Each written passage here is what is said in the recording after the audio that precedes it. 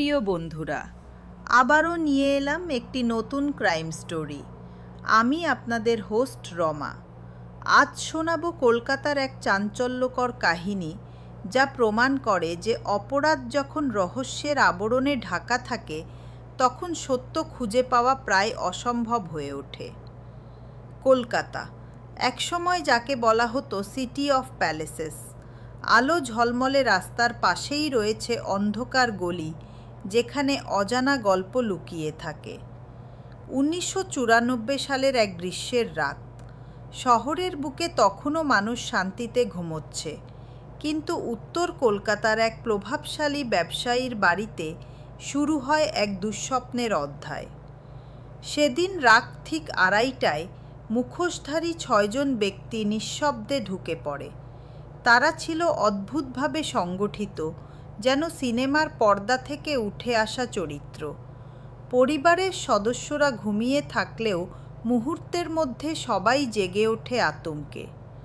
বন্দুকের নলের সামনে তারা অসহায়, কিন্তু ডাকাতদের আচরণ অন্যরকম। তারা কাউকে আঘাত করে না, বরং সরাসরি চলে যায় ব্যবসায়ীর ব্যক্তিগত স্টাডি রুমে।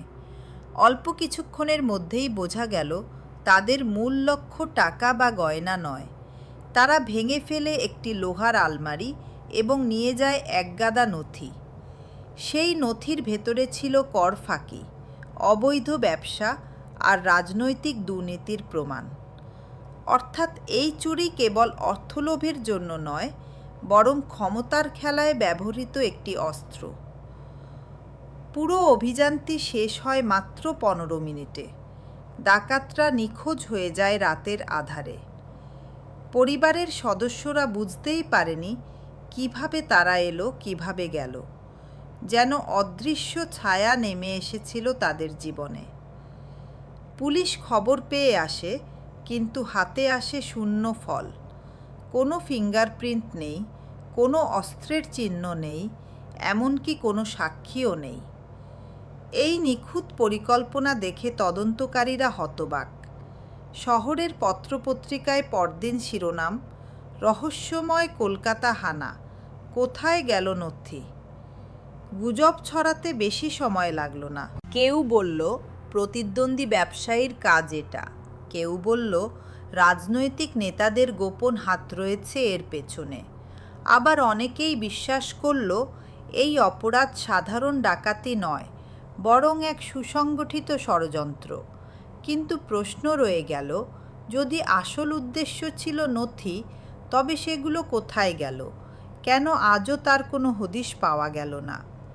তদন্ত যত এগোলো, ততই রহস্য ঘনীভূত হলো।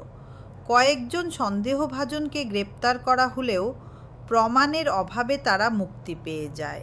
আজ প্রায় 3 দশক পরেও সেই কলকাতার ডাকাতি শহরের ইতিহাসে এক অমীমাংসিত রহস্য হয়ে আছে। মানুষ এখনও ফিসফিস করে বলে, সেই নথি হয়তো কারো গোপন তোরঙ্গে আছে, আর সেই নথিই হয়তো একদিন সত্য উন্মোচন করবে। বন্ধুরা, এই গল্প প্রমাণ করে অপরাধ সবসময় লোভের ফল নয়। অনেক সময় তা হয় ক্ষমতা, প্রতিশোধ আর রাজনীতির অন্ধকার খেলার অংশ। আজকের এপিসোড এখানেই শেষ। ডার্ককাস্টের সঙ্গে থাকার জন্য ধন্যবাদ। এই কাহিনী নিয়ে আপনাদের কি মত?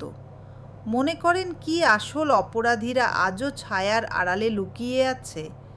কমেন্টে জানাবেন। আর ভিডিওটি ভালো লাগলে লাইক ও শেয়ার করতে ভুলবেন না। আমি রমা, বিদায় নিচ্ছি। সতর্ক থাকুন। Take care.